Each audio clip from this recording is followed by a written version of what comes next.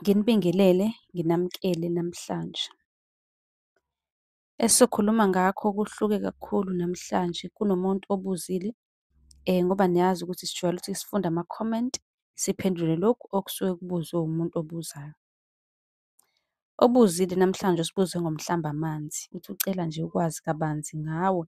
Loyo-ke umuthi, kushuthi ucela ukwazi ukuthi ngalowo muthi usizaphi, ya umbuzo kanjalo. Ngaphambi kokuba ngiqhubeke, bengicela wena obuka le video uma ungaka-subscribe, u-subscribe, usi-follow-we, usilandele ku-TikTok naku-Facebook.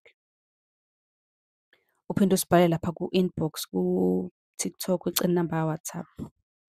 Umhlamba amanzi, ngiyacabanga ukuthi sonke siyawazi, sike siwubone kukhulunywa ngawo ey'nkundleni zokuxhumana. Lowo-ke umuthi, isihlahla nje esigeza idlozi sikhanyise izinto. Umbuzo uthi-ke umhlamba amanzi wona wenzani? Umbuzo esibuzwe wona namhlanje lowo. Uyaphalaza ngawo, uyagquma, uyafutha futhi ngawo, uphinde ugeze ngawo.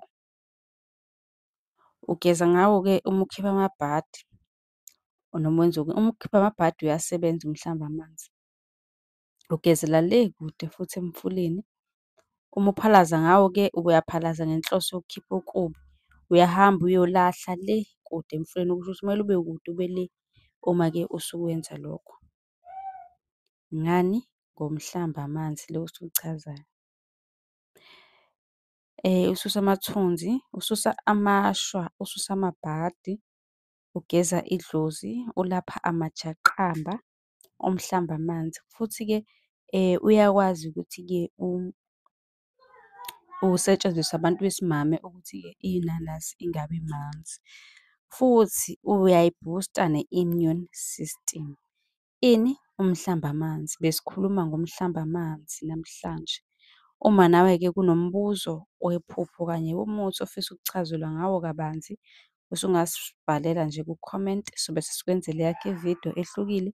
Kanti uyakwazi ukungibhalela lapha ku-TikTok, ucele inombolo ka-WhatsApp ozosibuza kuyona njalo ekuseni uma unephupho noma unombuzo noma uthini. Siyakwazi-ke ukuthi siwuchaze lowo mbuzo njengoba nibona ukuthi amanye amavidiyo asuke engasesiwona amaphupho, sesichaza nje konke. Okusho ukuthi-ke nokuningi okubuzwayo siyakuchaza. Ningakhohlwa uku-subscribe, okubalulekile ukuze masifaka ividiyo enempendulo yakho, i-notification izongena nje ngokushesha kuwe. Uku-subscribe kusiza lapho ukuthi ividiyo siyiphosta, mhlampe ubuzile, i-notification ingena phakathi efonini bese uthola impendulo.